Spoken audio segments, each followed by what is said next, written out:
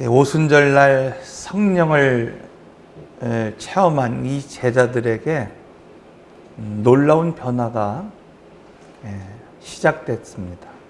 그것은 그냥 단순히 여러 나라 말로 방언하는 것이 아니라 실제적으로 변화된 삶을 살게 되었다는 겁니다. 그래서 우리가 지난주 그런 말씀을 드렸죠. 이 변화된 공동체가 바로 어떤 공동체였는가? 회개하는 공동체가 되었고 또 성령의 열매를 맺어가는 그런 공동체가 되었다. 그런 말씀을 드렸어요. 자, 그래서 예를 들면 그런 거죠. 하나님의 말씀을 들었을 때 그들은 더 많이 내가 탕감받았음에 감사함으로 서로 나누고 섬기고 또 고치는 그런 교회 공동체가 되었다. 이렇게 말씀을 드렸습니다. 자, 그렇다고 한다면 여러분 어떻게 이런 변화가 시작될 수 있었을까? 그러니까 오늘 우리가 함께 지금 모여 예배하는 그런 공동체인데 왜 이 초대교회 공동체에서는 바로 이런 이 변화의 능력 거기가 어떻게 시작될 수 있었을까? 자, 오늘 본문의 말씀을 보면 그 이유는 어디에서 시작되느냐? 바로 성령으로부터 시작된다. 두 번째는 바로 기도의 생활이 그 이유였다고 오늘 우리에게 말씀하고 있습니다. 자, 그러므로 여러분 오늘 이 제목과 같이 하나님 나라를 살아가는 원칙. 오늘 우리가 그냥 죽어서 그냥 어떤 영토적 개념으로 그냥 천국, 하늘나라 그런 곳으로 그냥 가는 곳으로 끝나는 것이 아니라 적어도 오늘 우리가 예수를 믿고 변화된 삶을 살고 있다고 한다면 이 땅에서 어떻게 하나님의 나라를 살아낼 수 있는가? 그 첫 번째 원칙이 뭔가? 바로 삶의 우선순위를 분명히 할 수 있어야 된다는 겁니다. 자, 오늘 본문 1절의 말씀을 보면 제9시 기도 시간에 베드로와 요한이 성전에 올라갈세 이렇게 말하고 있거든요. 뿐만 아니라 사도행전 6장 4절의 말씀을 보면 오로지 우리는 기도하는 일과 말씀 사역에 힘쓰니라. 여기서 그들이 지금 힘쓰겠다고 하는 것 그것은 뭐냐면 기도하는 일에 힘쓰겠다는 거예요. 말씀을 전하는 그 일에 내가 오로지 전념하겠다 이 말씀을 하고 있는데 여기서 중요한 것은 바로 그런 거예요. 여러분 오늘 우리가 신앙생활하면서 또 목회자로서 목회하면서 선교지에 나간 선교사님들이 힘쓰지 않는 사람들이 어디 있겠어요. 선교지에 나와서 관광한 것처럼 그냥 노는 것처럼 그냥 관광하는 것처럼 즐기는 사람이 어디 있겠습니까? 열심히 한다는 거예요. 오늘 우리가 신앙생활할 때도 참 열심히 하는 성도들이 있어요. 그런데 그냥 단순히 힘썼다, 노력했다, 기도했다 이 말씀이 아니라 바로 이 말씀은 그들이 삶의 우선순위를 분명하게 정했다는 말입니다. 이처럼 하나님 나라를 살아가는 사람은 어떤 상황 가운데서도 제일 먼저 하나님 나라를 살아가는 그 분명한 원칙을 세울 수 있어야만 합니다. 다니엘을 보십시오. 그는 정적의 계략으로 30일 동안 그 왕, 그가 섬기던 왕 외에는 어떤 것에서 어떤 사람에게도 어떤 신에게도 절하지 않아야 했습니다. 만약에 왕의 명을 어기고 절한다고 한다면 사형에 처해질 줄을 알면서도 성경을 보면 어떻게 했는가? 그가 하던 방식대로 창문을 열어놓고 매일 하루 3번씩 예루살렘 성전을 향하여 기도했다고 말씀하고 있습니다. 그는 바벨론으로 끌려갈 때 유다의 왕족 출신이었어요. 그리고 오늘 우리가 알고 있는 것처럼 그 이방 나라에서 그 3개의 왕조를 거쳐서 총리를 할 만큼 하나님이 구속사를 위하여 귀하게 사용했다는 것을 알 수 있습니다. 여러분 포로로 끌려간 그 왕족, 그 인질로 끌려간 그 젊은 청년이 어떻게 3개의 왕조에 이르러서 총리가 될 수 있고 구속사를 이루는 귀한 사역에 쓰임을 받을 수 있었을까? 그 이유는 단 한 가지라는 거예요. 그는 어떤 상황 가운데서도 원칙을 잃어버리지 않는 삶을 살았어요. 그가 처음 끌려왔을 때도 오늘 우리가 알고 있는 것처럼 왕의 음식을 거부하면서 하나님 앞에 정결한 삶을 살기 위해 노력했습니다. 그는 자기의 목숨을 빼앗길 걸 알면서도 그가 하던 그 방식 그대로 창문을 열어놓고 하루에 3번씩 예루살렘 성전을 향해서 무릎을 꿇었다고 말씀하고 있습니다. 오늘 말씀에도 베드로가 성전 미문 앞에 나오면서 못 걷는 그 사람을 고친 것도, 또 사도행전을 시작하면서 시작되는 이방인 그 전도의 그 가장 기초적인 고넬료의 그 사건에서도 하나님은 분명히 오늘 우리에게 말씀하고 있어요. 그들이 기도 시간에 하나님이 환상을 보여주셨고 기도하러 올라가는 그 시간에 하나님이 역사하셨다고 말씀하고 있습니다. 목사인 저도요, 하루에 한 번씩 새벽 예배에 나온다는 게 쉽지는 않아요. 여러 가지 사정이 있고 환경이 있고 일이 있다 보면 그게 참 어려울 때가 있어요. 그런데 정통 유대인들은 일반적으로 하루에 3번씩 기도했다. 제가 터키에 갔는데요, 터키의 무슬림들은요 하루에 5번씩 기도한대요. 5번씩. 아니 어떻게 5번씩 기도하면서 그 돗자리 같은 걸 깔아놓고 그 자기가 일하는 곳 한쪽에서 또 막 그 무슬림 그 예배당을 향해서 기도하는 거예요. 이처럼 규칙적인 영적 습관을 갖는 일, 하나님을 섬기기 위한 최우선의 일이라는 것을 오늘 우리는 알아야 합니다. 앞서서 말씀드린 것처럼 여러분, 목회자도 목회를 하면서, 선교사도 선교를 하면서 주를 위해서 힘쓰고 바쁘게 사는 사람들은 오늘 우리가 찾아볼 수 있습니다. 그러나 아쉽게도 오늘 말씀에 나온 다니엘처럼 혹은 베드로처럼 정한 기도의 시간, 내가 하나님을 위해 정한 삶의 원칙을 어떤 상황 가운데에서도 꿋꿋이 지켜나갈 수 있는 사람은 사실은 그리 많지 않기 때문입니다. 왜 그런 삶이 어려운가? 여러분, 그것은 단순히 그냥 오늘 우리가 바리새인처럼 형식적으로 혹은 습관적으로 오늘 우리가 어떤 기도 생활을 하는 것이 아니라 오늘 우리가 신앙생활을 할 때 하나님과의 이 코드를 맞추고 하나님과 동행하는 삶을 살아야 하기 때문입니다. 누가복음 22장 39절에서 44절을 보십시오. 예수님께서 습관을 따라 기도하셨어요. 자, 근데 중요한 게 있어요. 예수님께서 습관을 따라서 기도할 때 천사가 하늘로부터 나타나 힘을 더했다, 이렇게 말씀하고 있습니다. 여러분, 그때 예수님이 어떻게 기도하셨느냐? 습관을 따라 기도했다고 하니까, 여러분, 오늘 우리가 습관을 따라 그냥 말씀을 암송하듯이, 습관을 따라 오늘 우리가 밥 먹듯이, 습관을 따라 잠자듯이 이렇게 하셨다 생각하면 안 된다는 거예요. 예수님께서 힘쓰고 애써 더욱 간절히 기도하시니, 습관을 따라서 기도했는데 그 기도가 어떤 기도였느냐? 힘쓰고 애써 더욱 간절히 기도하니 땀이 땅에 떨어지는 것이 마치 핏방울과 같았더라. 여러분, 이처럼 하나님께서는 오늘 우리가 기도할 때 하늘의 천사를 보내 힘을 더하신다고 말씀하고 있습니다. 오늘 우리가 이렇게 기도할 때 내가 생각한 것보다, 내가 상상한 것보다 더 크고 놀라운 일들을 이미 계획하셨고 지금 진행하고 계신다고 말씀하고 있습니다. 그러므로 2024년도 여러분, 오늘 우리는 어떤 꿈을 꾸고 있습니까? 어떤 계획을 가지고 있습니까? 그 소망과 계획이 실현되기 위해서 가장 우선되어야 되는 것, 자, 그것은 무엇인가 하면 기도의 우선순위를 정하는 거예요. 삶의 우선순위를 정하는 겁니다. 예배의 우선순위, 신앙의 우선순위를 오늘 우리가 먼저 정할 수 있어야 됩니다.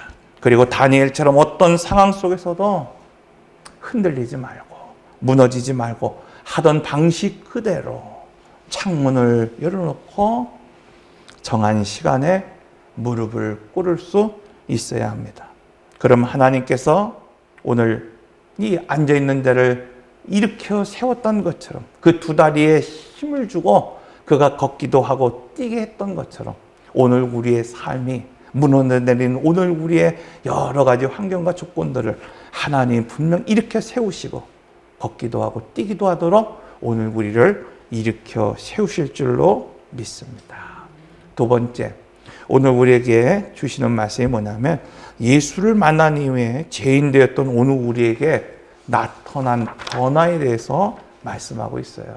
자, 여러분, 오늘 우리가 허물과 죄악 가운데 죽은 오늘 우리를 예수 그리스도의 보혈의 피로 오늘 우리의 속량하심으로 말미암아 오늘 우리를 구원하셨다고 하는 그 놀라운 의미가 뭘까요?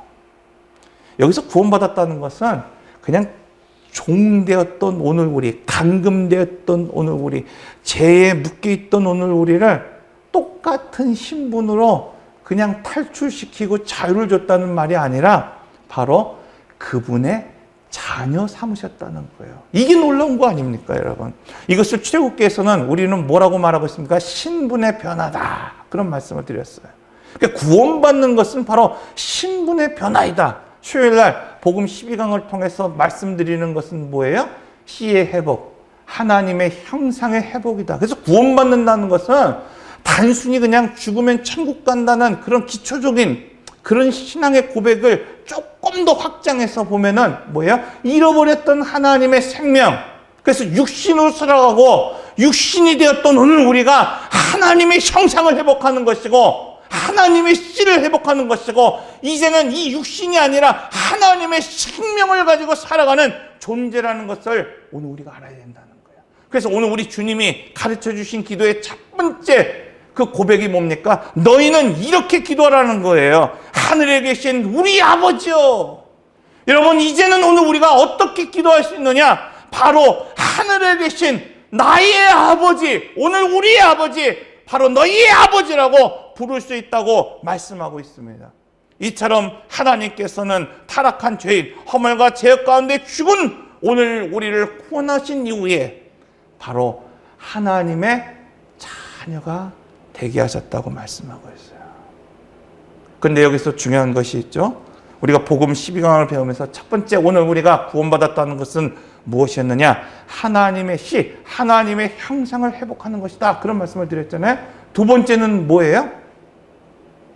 뭐죠? 바로 하나님의 통치권이 회복되어야 된다는 거예요. 구원받았다는 건 바로 그런 거라는 거예요. 여러분, 오늘 우리가 하나님의 생명으로 산다는 건 뭐예요? 하나님의 주권이 회복됐다는 거예요. 이 땅을 살아가면서 우리 주님이 말씀하실 때 이미 하나님의 나라가 도래했다는 거예요. 하나님의 나라는 여러분 그냥 영토적 개념으로 그냥 오늘 우리가 죽어서 가는 그곳이 하나님의 나라가 아니라 지금 하나님의 주권, 하나님의 통치, 하나님의 다스림이 있는 이곳이 바로 하나님 나라입니다. 근데 이 하나님의 나라에서 오늘 우리가 살아가기 위해서 가장 중요한 건 뭐냐면 하나님의 주권이 회복되어야 되는 거예요. 하나님의 영토에 살아가고 있지만 가나안 땅 약속의 땅에 살아가고 있지만 각기 자기의 소견에 옳은 대로 살아가는 사람들이 있었다고 말하고 있어요. 여러분, 이처럼 하나님의 은혜를 받았습니다. 하나님의 복을 받았습니다. 하나님 오늘 우리에게 생명을 주셨음에도 불구하고 또 약속의 말씀처럼 오늘 우리에게 하나님이 오늘 우리의 기업이 되었음에도 불구하고 각기 자기의 소견에 옳은 대로 하나님의 주권을 잃어버린 채 하나님의 통치도 하나님의 다스림도 없는 삶을 살아가는 사람들이 있어요. 그래서 오늘 우리가 회복해야 되는 게 뭐예요? 하나님의 주권을 회복할 수 있어야 되는 겁니다. 내 삶이 하나님의 뜻대로 살아갈 수 있도록 초점을 맞추고 관점을 맞추고 하나님과 친밀한 관계를 통하여 하나님의 뜻이 무엇인지 그 뜻대로 살아갈 수 있는 삶을 살아내야 된다는 겁니다. 다시 말하면 하나님께서 그 아들 예수 그리스도를 통해서 허물과 죄악 가운데 죽은 오늘 우리를 살리시고 우리의 법적인 신분을 양자로 삼아주셨지만 하나님의 자녀의 권세를 누리기 위해서 가장 중요한 거, 하나님과 교통하는 삶, 친밀한 관계가 발전될 수 있어야 된다는 겁니다. 하나님께서는 자녀된 오늘 우리에게 너희가 구하면 주실 것이요, 찾으면 찾을 것이요, 두드리라 그리하면 열릴 것이라 오늘 우리에게 약속하셨고, 너희가 이 땅에서 매면 하늘에서도 매일 것이요, 너희가 이 땅에서 풀면 하늘에서도 풀릴 것이라 약속하셨네. 왜 여러분, 오늘 나의 기도는, 오늘 우리의 기도는 왜 내 삶에서 벗어나지 못하고 나라와 민족과 열방을 향해서 열려지지 못할까요?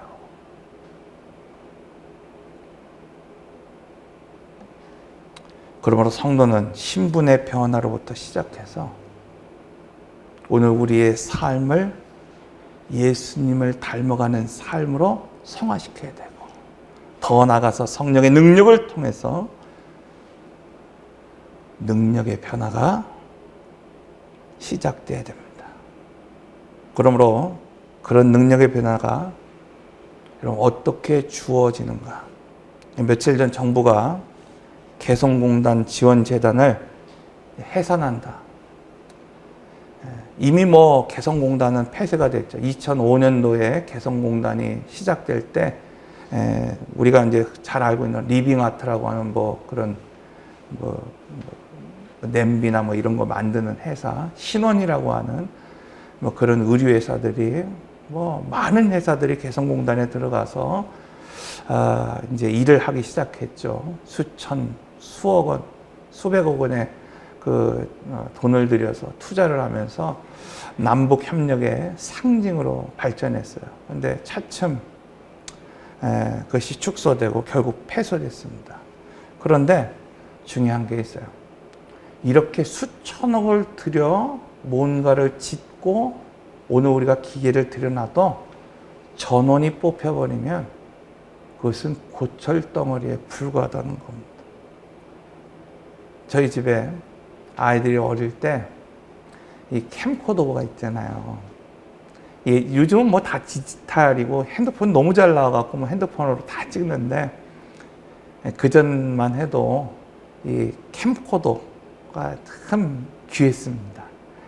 이제 어린 아이들 이렇게 자라는 모습을 찍기 위해서 그 필름으로 이렇게 아날로그로 이렇게 딱 찍어 놓은 게 수십 통이 있어요. 그 영상이. 그런데 이제 디지털 사회가 되니까 그걸 좀 잘 안 본 거예요. 그래서 언젠가 그걸 이렇게 찾아놓고 이렇게 한번 봤는데 이 영상을 볼 수가 없는 거예요. 이게 너무 오래돼갖고 거의 한 20년 가까이 됐으니까 이 배터리도 고장나고 그랬을 거 아닙니까? 그래서 처음엔 배터리가 고장난 줄 알고 주문을 해서 샀어요. 근데 또 안 되는 거예요. 그래서 이제 전원 공급 장치가 고장난 줄 알고 또 전원 공급 장치를 샀어요. 또 안 되는 거예요.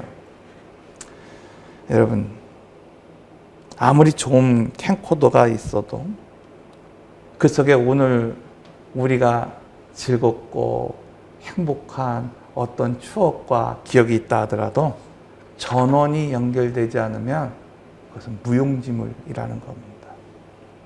하나님의 주시는 능력도 이와 다르지 않습니다.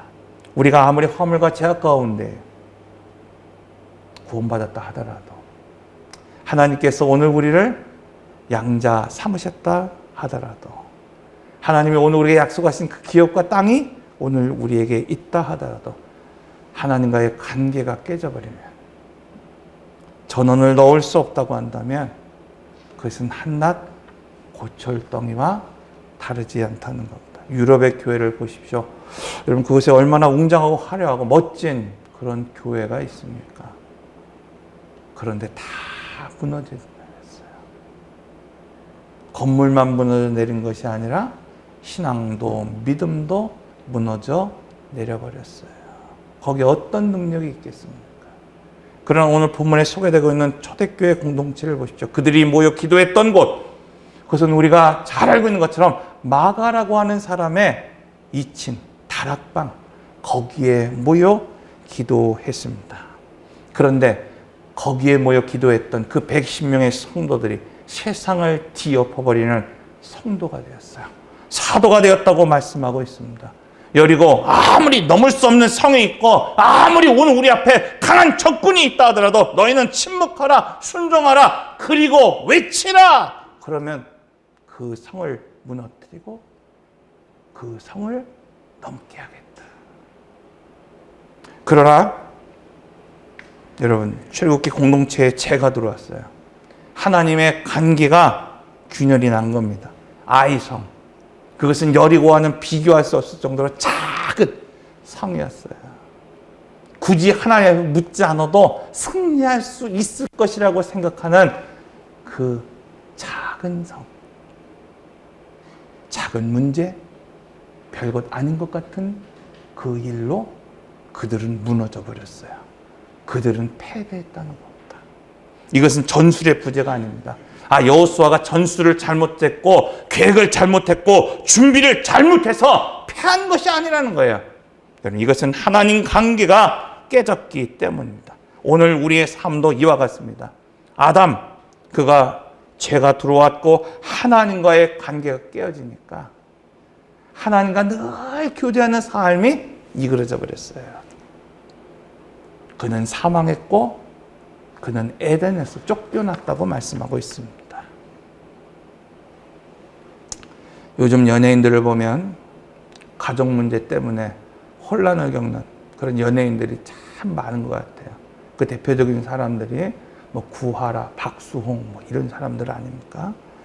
어릴 적 어머니는 자식을 버리고 평생 돌보지도 않았는데 한 연예인이 사망하고 난 이후에 그 모든 재산이 누구에게 돌아갔다는 거예요? 그 어머니에게 돌아갔다는 거예요. 이걸 견딜 수 없는 거예요. 이 사회에서 견딜 수 없는 거예요.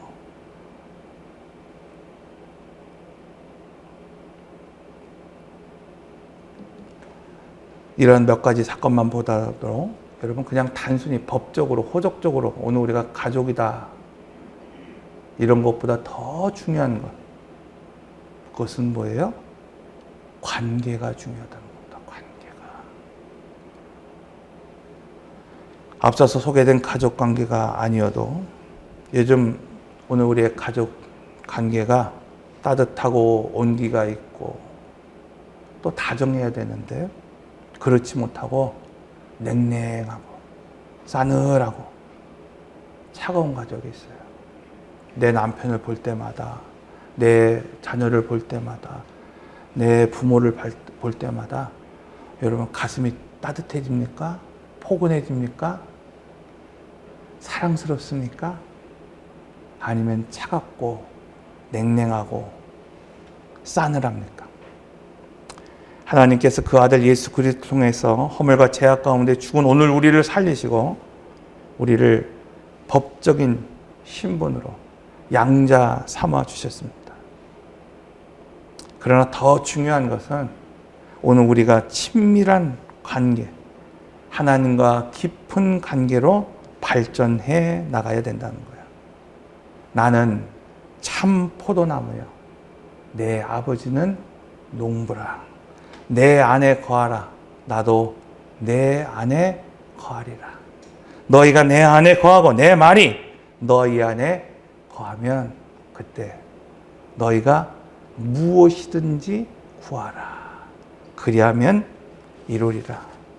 하나님께서 자녀된 오늘 우리에게 너희가 구하면 주실 것이요, 찾으라 그러면 찾을 것이요, 문을 두드리라 그러면 열릴 것이라. 너희가 이 땅에서 매면 내가 하늘에서도 그것을 맬 것이고 너희가 이 땅에서 풀면 내가 하늘에서도 풀리라. 여러분, 이렇게 오늘 우리에게 약속해 주셨는데 왜 나의 기도는 이 무성한 무화과 나무처럼 열매를 맺지 못할까? 누가복음 22장 5절입니다. 나를 떠나서는 너희가 아무것도 할 수 없느니라. 아무리 오늘 우리가 잎이 풍성한 무화과 나무처럼, 아무리 하나님이 오늘 우리에게 약속의 땅, 가나안 땅, 젖과 꿀이 흐르는 땅에 오늘 우리를 심어 놓으셨다 하더라도 열매가 맺지 못하는 그 단 한 가지 이유, 너희가 나를 떠나서는 아무것도 할 수 없느니라. 아무리 강한 군사가 있더라도 하찮은 것, 별것 아닌 것, 소홀히 여길 수밖에 없는 그것으로 무너져 내린 이유가 여러분 무엇입니까? 너희가 나를 떠나서는 아무것도 할 수 없느니라. 그러므로 성도는 신분의 변화에서 하나님을 닮아가는 성숙의 변화로 나가야 되고, 더 나아가서 능력을 사용할 수 있는 능력의 변화로 성숙해져야 됩니다.